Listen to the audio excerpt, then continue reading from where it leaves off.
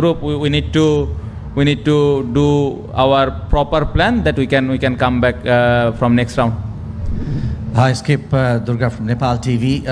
The 6-wicket partnership did push you a bit. Otherwise, it was a brilliant performance with your bowlers. What was the mood when the 6-wicket partnership was going on for like more than 50 runs? Nepal 6-wicket. Nepal 6-wicket partnership. Yeah, I think with the new ball we bowled really well. In the middle, I think those two batted beautifully. I think we tried to take some more wicket, but I think in the middle they put some score on the board. But we believe that we can come back, and that's what they did later on. Captain, this World Cup we've seen a lot of test teams struggling against the associates, and this is the 20-team World Cup, a new thing that ICC has brought. What's your thought about this, and especially after this Nepal's performance against South Africa and Bangladesh? I didn't get your point. About 20-team World Cup, so a lot of associates have got the chance to play in the World Cup. What's your thought about this, getting more and more associates to play with the test teams?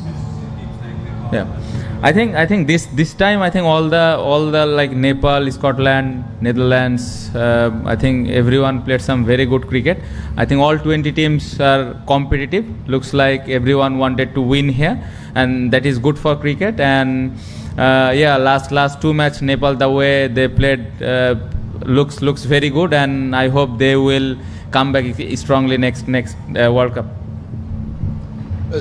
Good night, Captain. Did this St. Vincent wicket give your bowlers the encouragement to run in and bowl those hard lengths? Yes, obviously. I think for the bowlers, there is a lot of seam movement with the new ball, and in the middle overs there is a lot of spin. What we saw last couple of matches, it's very hard for the batsmen. What we saw last two matches, but still as a bowler, I think they need to execute their plan what they did last couple of matches. Quick thoughts, last question in English on the Super 8. You've got Australia, India and Afghanistan to play. Yeah, as I mentioned, all 20 teams here to win. So now we are going to play Super 8. All match will be competitive. There is no big teams or big names, what I felt in T20. So I hope we'll have a good Super 8.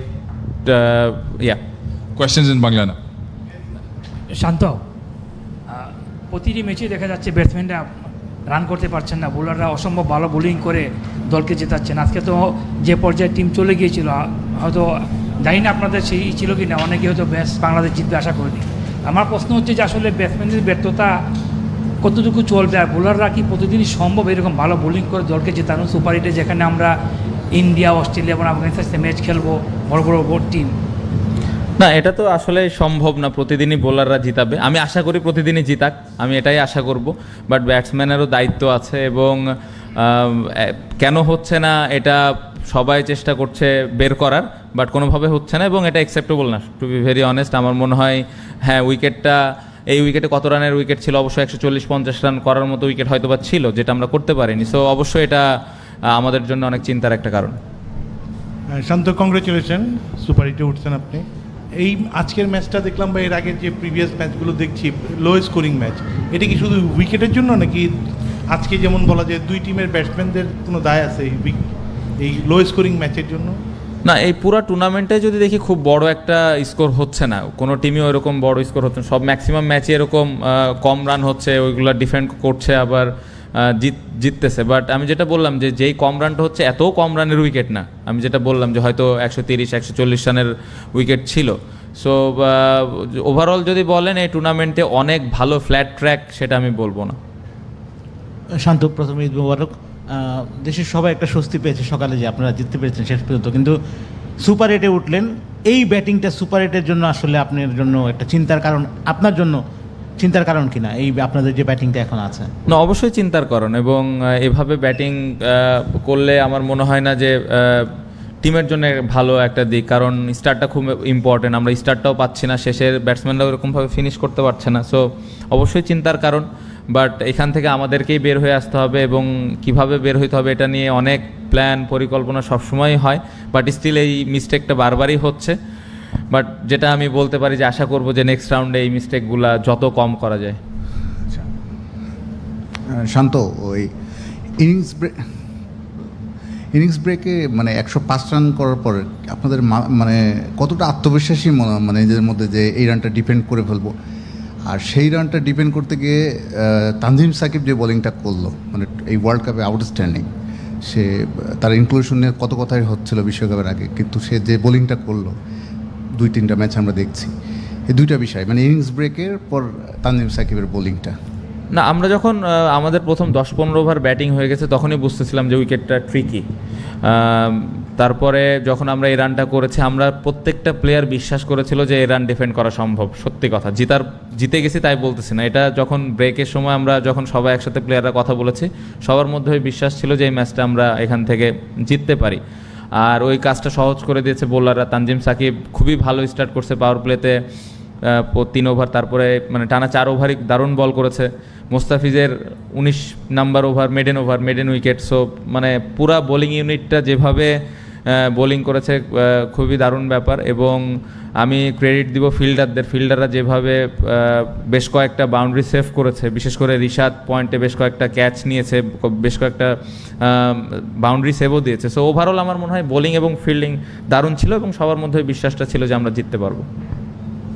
Shanto, the way Nepal bold করলো spin এবং বল যেভাবে turn করছিল, বাংলাদেশের ইতিহাস ধরলে আমরা ধরে নিয়েছিলাম যে শুরুটা স্পিন দেওয়া হবে, তো that was A brilliant decision, finally turn out. কিন্তু আপনার চিন্তাটা কী ছিল? আমাদের শুরুতে মনে ছিল টার্নিং উইকেট, কিন্তু বাংলাদেশের ইনিংসের পরে আবার 2 পেসার 14 রানে 7 উইকেট নিচ্ছে, মুস্তাফিজ আর তানজিম।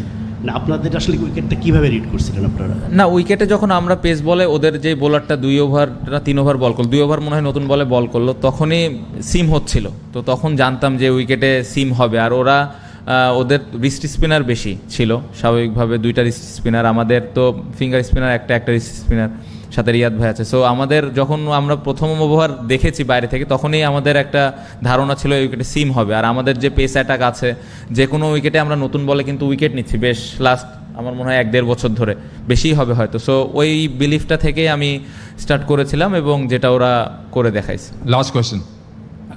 শান্ত, আজকে বোলাররা ম্যাচ জিতালো, আমার মনে হয় যে আপনার ক্যাপ্টেন্সিটা প্রশংসনীয় ছিল। এখানে মনে হতো আপনার ক্যাপ্টেন্সিটিও অবদান আছে বলা যায়। আমি বলতে চাচ্ছিলাম যে আপনার মনে হয় যে আজকে ম্যাচ জিততে গিয়ে হয়তো একটু ঝুঁকিটা কি বেশি নিয়েছিলেন কিনা? সাকিবকে দিয়ে আপনি টানা 4 ওভার বোলিং করে তার গোড়া শেষ করে ফেললেন, তারপর লাস্ট ওভারে স্পিনারকে নিয়ে আসলেন।